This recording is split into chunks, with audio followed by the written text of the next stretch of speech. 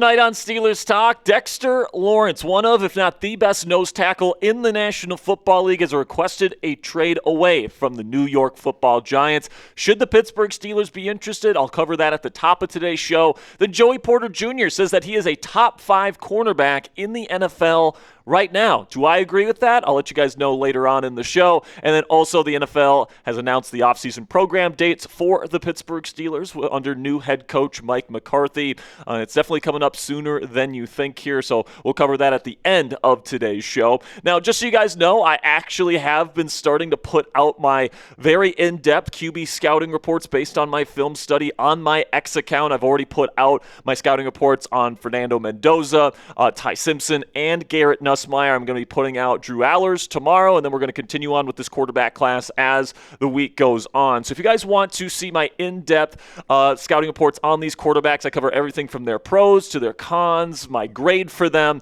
as well as the best fits, and then also, what I think their pro comp could be as well. So I put a lot of information in those. I put a ton of time into it. So if you guys want some additional draft content from me, Jack Sperry, here on social media, you guys can follow me at Jack_Sperry. And also, you guys get channel updates on there. I give my initial reactions to every bit of Steelers news that comes out on my X account before I jump on here on YouTube, here on Steelers Talk. So make sure you guys give me a follow at Jack_Sperry if you want more from me on social media. So now let's get into kind of the news of the day here, where superstar defensive tackle Dexter Lawrence has officially requested a trade away from the New York Football Giants. And it's definitely a bombshell here that, it's nothing that we're not accustomed to. Star players, especially during the offseason, that want new contracts the way that Lawrence does, it's very common for them to request trades. It doesn't always mean that a trade ends up happening. It's kind of a tactic to get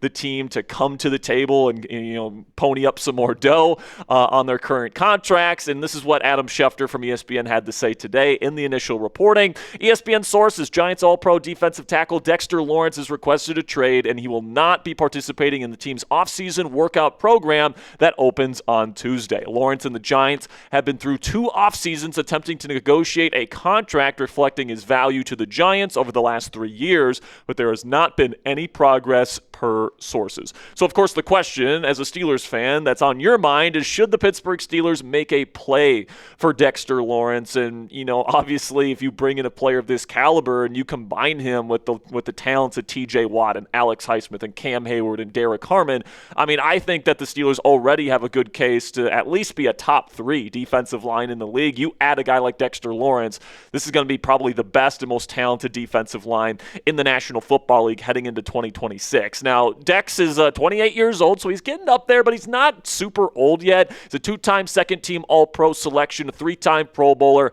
and he currently has 2 years left on his current contract. If the Steelers trade for him, they'd be inheriting $20 million cap hits over the next 2 seasons. But with him looking for a new contract, I'm guessing if the Steelers make a trade here, they're going to have to give him a massive new contract that's going to put him probably in the top 2 highest paid defensive tackles in the entire game. You guys can take a look at what he's done statistically over the last several seasons. Last year was not a good year for Dexter Lawrence, specifically as a pass rusher, just a half sack for him.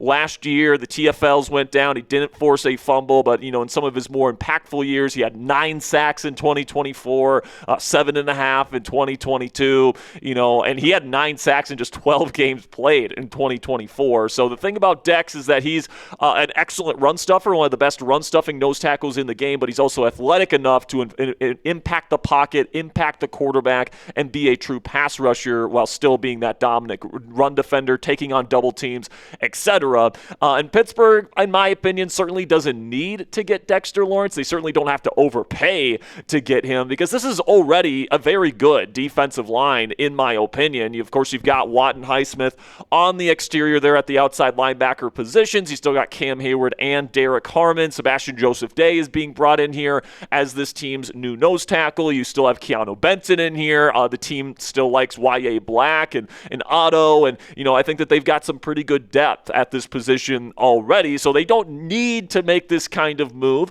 However, at the right price tag, I wouldn't necessarily say no. In terms of what's being expected for him right now, Jordan Renan who covers the Giants, said this, asked around the league, and the general consensus appears to be that if the Giants were willing to trade Dexter Lawrence, the return would be in the range of a late first-round pick to a second-round pick. So listen, man, if I'm Omar Khan, I'm giving Joe Shane, the Giants GM, a call, and I'm saying, listen, man, I would give you Keeanu Benton and our second-round pick this year in exchange for Dexter Lawrence. And if that's not going to get the job done, it's really no skin off my ass, man. I think that this is going to be a really, really good defensive line regardless, and I'm just not willing to overpay to get somebody that's coming off of a down year. I think that there's other bigger needs that the Steelers need to address here. I'm not giving up my first-round pick this year. The Steelers need a wide receiver or a guard with that pick, in my opinion. I'm not willing to give up multiple, mid-round draft picks here. It's Keeanu Benton and a second-round pick, or it's no deal as far as I'm concerned. Now, another note here, guys, that if Pittsburgh does trade for Dexter Lawrence, they would have to come to terms on a new contract extension, which would once again be giving a massive new contract to a defensive player. And as we know here in Pittsburgh, this is already the most expensive defense in the National Football League, and it's been that way over the last several seasons. And this is a position here with interior pass rushers where the value's going up, and especially because Dex is somebody that provides value both as a run defender and as a pass rusher. I can guarantee you he's going to want to be at least the second highest paid interior pass rusher in the National Football League, and that's going to mean a pay raise from what he's already making on his current contract. So at the end of the day, guys, I highly doubt that the Steelers are going to be the ones that end up trading for Dexter Lawrence. I think there's other teams with a bigger need at interior defensive line that would probably be willing to pay more for Dexter Lawrence. And honestly, Quinnen Williams, who's the same age, and frankly, Lawrence is a better player than, went for a first, a second, and Mozzie Smith, a starting level player, or I guess arguably starting level player from the Cowboys last year, to go to Dallas. So I think Lawrence probably gets at least that from a team that really is desperate for a starting nose tackle. I just don't see the Steelers as a team in that position at this point. So even though it's fun to think about Dexter Lawrence in this Steelers defense, I'm just not sure if this is something that is realistic or something that I think is going to come to fruition. So let me know what you guys think down there in the comment section. Would you accept this trade and give Dexter Lawrence $32 million or more per season, maybe $30 million per season? It's around that Chris Jones range is what I'm guessing he wants to make. Are you willing to give that up and give the money to Dexter Lawrence? Give me a yes or no down there in the comment section. Now, a potential case to be made here is that you're probably going to be extending Keeanu Benton anyway, so you might as well just get the better player that you're extending. I don't know. It's just a little bit of a case for there, but give me a yes or no down there in the comment section for today's pinned question. Just a second here, I'm going to tell you about a great piece of merch we have up on our website that you guys can help support the channel with. Well, I'll tell you about that opportunity. Give me a yes or no down there in the comments. And if you guys want to show your hatred for the Baltimore Ravens, we have F the Ravens t-shirts on our website right now. Perfect for wearing for those Steelers versus Ravens rivalry games while you watch our watch parties here on Steelers Talk. Chatsports.com/FRavens is the link. That link is clickable down there in the comments and description of today's show. If you want to get one of these t-shirts today, help support the channel. And we've got some really cool things in the works here, guys, in terms of our merch game for this channel. Can't wait to show you guys those. But if you want more of those opportunities, we got to show our bosses that you guys are interested in our merch here on Steelers Talk. So if you want to help support the channel today and you hate the Baltimore Ravens, chatsports.com/FRavens to get yours today. Now shifting our focus here to Joey Porter Jr., the Steelers' #1 cornerback on the outside, where he said on a recent podcast here that he considers himself a top 5 corner in the National Football League right now. This is what JPJ had to say. That's what people really harp on my game about. It's the PIs and penalties. But it's like you hold no other DB under that microscope or grade them under just, I haven't gave up a touchdown in 3 years. Not one. No wide receiver put up over 50, 60 yards on my head alone, and I travel with the best of them. And they want to talk about penalties, even to bring up penalties this year. I had 5, which equaled out to 50-something yards. You're saying I'm not top 5 because I had 50 yards in penalties? That's crazy. And I completely agree. I think Joey Porter Jr. took that next step this season, kind of under the radar too, because people, just generally talking about the Steelers defense, it underperformed, especially in the secondary perspective with Darius Slay and Jalen Ramsey having to move to safety, and Kyle Duggar didn't play great in the second half of the season. People just kind of ignored the fact that Joey Porter Jr. kind of had a breakout season last year where he was one of the best shutdown corners in the National Football League last year, and he cut out the penalties for the most part. Like he points out, he only had like 5 for like 50 penalty yards last year. That is like pretty freaking good, and I agree with them that he is a legit number one corner in this league. Now, he's not perfect. I think he's not the best zone corner in the world, and I think that his tackling can be a bit inconsistent at times as a run defender, but I digress. He is one of the best press man corners in the National Football League, and he's right. He does travel with some of the best receivers in the game, like Nico Collins in that playoff game last year, and completely shut him down in terms of man-to-man taking away a number one receiver.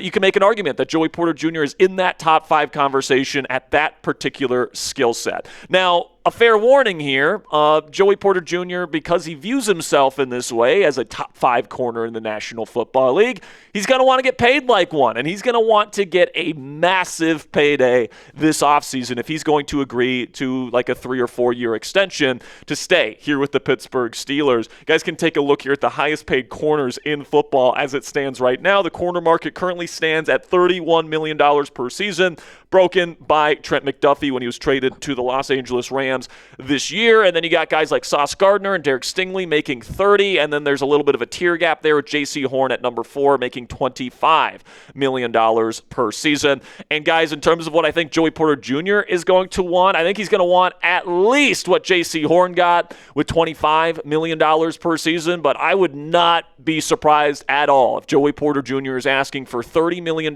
per season or more on his next deal, because he believes in himself and he thinks that he is a legitimate shutdown number one corner. And I'm telling you, man, people that believe that about themselves, they're going to want to get paid like one, and I'm sure Joey Porter Jr. views him in the same category as Sauce Gardner, as Derek Stingley Jr., and he's going to want to get paid like one of those guys. And with the cap number going up year after year, he might even ask for a little bit more than that.